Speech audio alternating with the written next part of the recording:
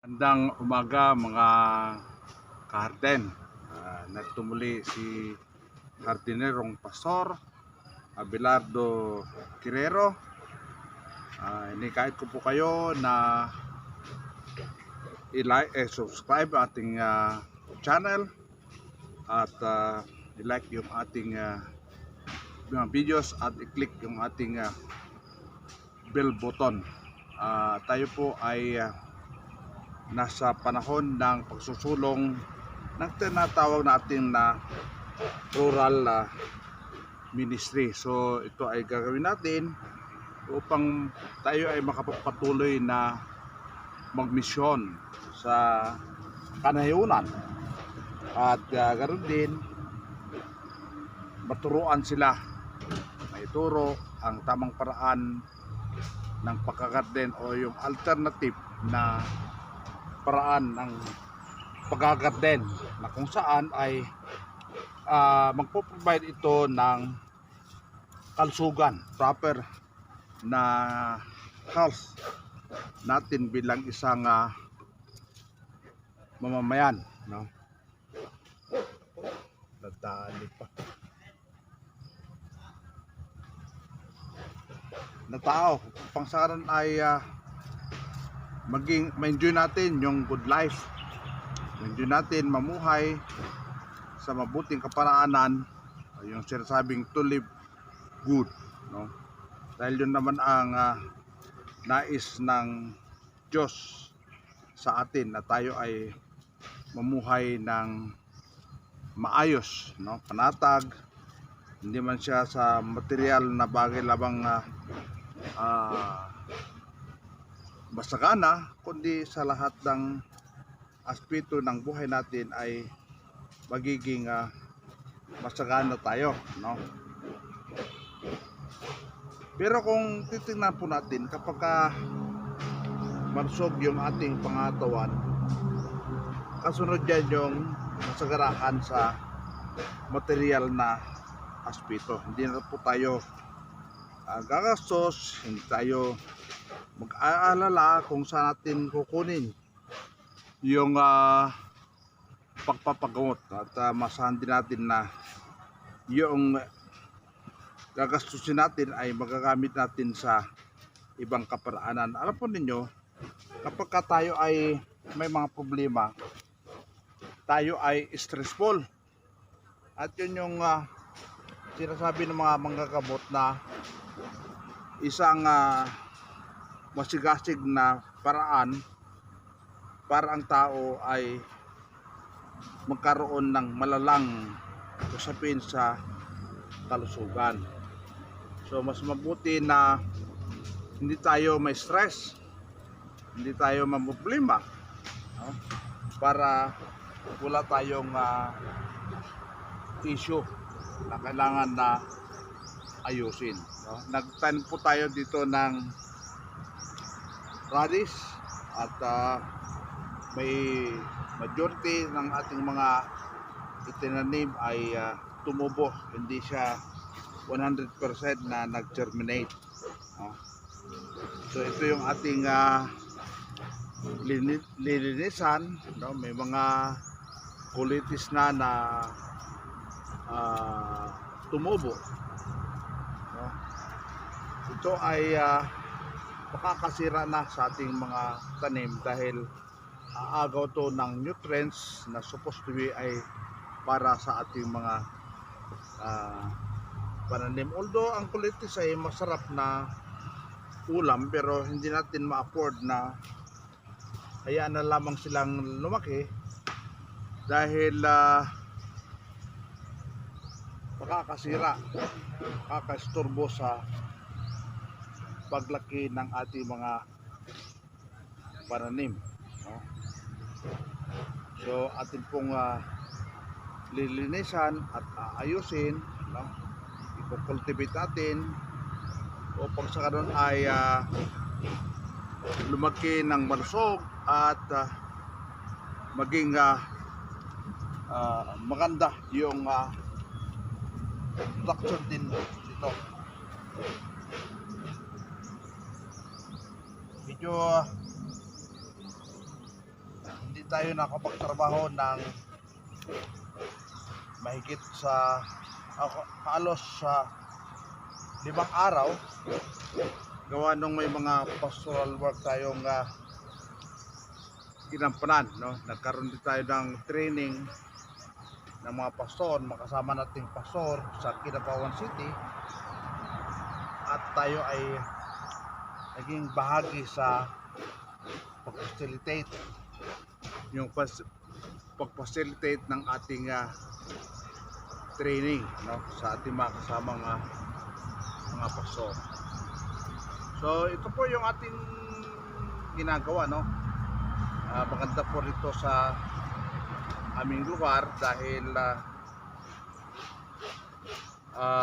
kahit na na-broadcast noon na mayroong El Nino mararanasan noong pang buwan ng August, pero kabaligtaran yung nangyayari, no? Matindi yung mga pag-ulan na nararanasan namin araw-araw, particularly dito sa South Cotabato. Yan po yung kainaman. Kailangan yun ng ating mga pananim upang maging maayos yung kanilang paglaki. Ang side effect lamang ay umaapaw yung tubig, gawa nga nung malala na ang deforestation. So wala na, hindi na nagsusubside yung tubig, no? Umaagos na siya minsan sa mga community, sa mga kabahayan, nakakastorbo na siya. Unlike before, nung marami pa tayong mga puno, may mga kahoy pa tayo na ito ay nagsusubside, no? Hindi na umaagos sa communities. Pero dahil sa wala na tayong mga puno, so ang nangyari ay umaagos na, kahit meron tayong tinatawag na flash floods, no?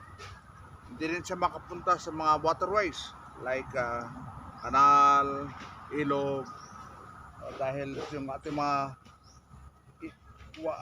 channels ay nag-desertation. Yung mga kanal natin, no, mga drainage natin ay nabaraduhan na ng mga basura, mga non-biodegradable na basura. Yung biodegradable, pag nabulok sa mga kanal, nangyayari ay natatabunan. So marami na ang mga ilog ang namatay, o tinatawag natin na dead river, no? Dahil hindi natin na-maintain, no? Yun namang iba ay pagka may mga buhangin, nagkakaroon sila ng quarrying, kung kaya't malakas yung higop ng tubig at nagiging at rumaragasan na yung tubig, nagiging ano na siya, nagiging nagpupos na siya ng danger sa ating mga kababayan, no? So, mahirap yung ganitong nangyayari dahil din ito sa ating kapabayaan. Kaya tayo nakakaroon ng excessive na range, hindi lang siya rain shower, kundi talagang heavy rain, downpour, ay dahil sa nagkaroon tayo ng matinding greenhouse effect. Galing ito sa carbon dioxide na pinaparating natin sa atmosphere, no? Andyan yung ang source ng carbon dioxide, andyan yung mga sasakyan, maraming sasakyan, sobra-sobra, no?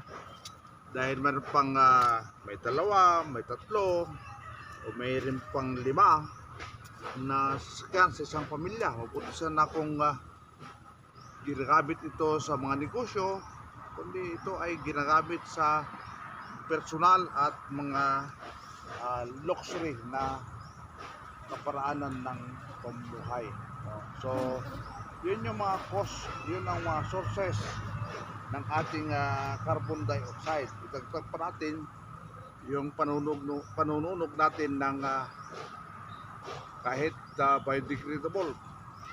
Nasunog natin sa halip na sana ay ito ay ating bulukin, ito ay ating sinusunog.